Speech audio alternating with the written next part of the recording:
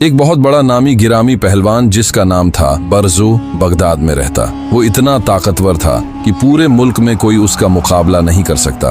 बादशाह से लेकर अवाम तक सब उसकी इज्जत करते। एक दिन बादशाह ने बहुत बड़े इनाम का ऐलान किया कि जो भी बरजो पहलवान को हराएगा उसे इनाम दिया जाएगा। बरजो पहलवान अखाड़े में उतरा और ललकार कर कहने लगा, है कोई जो मेरा मुकाबला करे? लोगों के पूरे मजमे में खामोशी छा गई। अचानक एक निहायत दुबले पतले बूढ़े और कमजोर से शख्स ने हाथ उठाया और कहा, मैं लड़ूंगा। लोग हंसने लगे कि यह हड्डियों का ढांचा इस पहाड़ जैसे पहलवान का मुकाबला कैसे करेगा। बरजो पहलवान ने भी हिकारत से उसे देखा। जब मुकाबला शुरू होने वाला था तो वो बूढ़ा शख्स बरजो के करीब आया और उसके कान में कहा कि बेटे, मैं कोई पहलवान नहीं हूँ, मैं तो सैयद ज़ादा हूँ, नबी पाक सल्लल्लाहु अलैहि वसल्लम की आल से हूँ। मेरे बच्चे कई दिनों से भूखे हैं। मैंने सुना है कि जो तुमसे जीतेगा बादशाह उसे बहुत बड़ा इनाम और माल व दौलत देगा। मैंने अपनी इज्जत दांव पर लगा दी है। अगर आज तुम मुझे जितवा दो तो मेरे बच्चों के घर का चूल्हा जल जाएगा और मैं तुम्हें दुआएं दूंगा।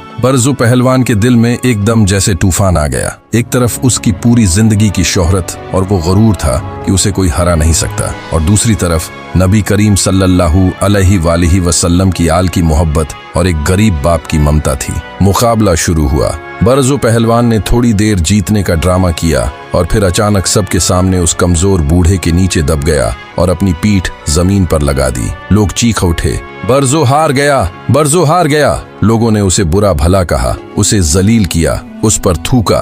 बादशाह ने उसे दरबार से निकाल दिया। बरजो खामोशी से सब बर्दाश्त करता रहा, लेकिन उसकी नजरें उस बूढ़े बाप पर थीं जो इनाम की पोटली लेकर आंखों में खुशी के आंसू लिए अपने बच्चों की तरफ जा रहा था। बरजो पहलवान जब रात को अपने घर पहुंचा तो वो बहुत उदास था। उसने अपनी इज्जत खो दी थी, उसका नाम मिट चुका था। लेकिन उसी रात उसे एक ख्वाब आया। ख्वाब में क्या देखता है कि नबी करीम सल्लल्लाहु अलैहि वसल्लम तशरीफ लाए हैं और फरमा रहे हैं, ए बरजो, तूने मेरे बच्चों की खातिर अपनी अना और शोहरत को कुर्बान कर दिया। जा, आज से तेरा नाम पहलवानों के लिस्ट से काटकर अल्लाह के वलियों की लिस्ट में लिख दिया गया है। कहा जाता है कि जब बरजो सुबह बेदार हुआ तो उसके दिल की दुनिया बदल चुकी थी। उसने सब कुछ छोड़ दिया और इबादत में मसरूफ हो गया। वो शख्स जिसने एक दिन के लिए अपनी पीठ जमीन पर लगाई थी, अल्लाह ने उसे दीन की ऐसी बुलंदी अता की कि आज भी तारीख उसे हजरत जुनैद बगदादी रहमतुल्लाह अलैह के बाद इज्जत नाम से लिखती है, जो कि इस वाक़ये के बाद अल्लाह के अजीम वली बने। सबक, कभी कभी हारना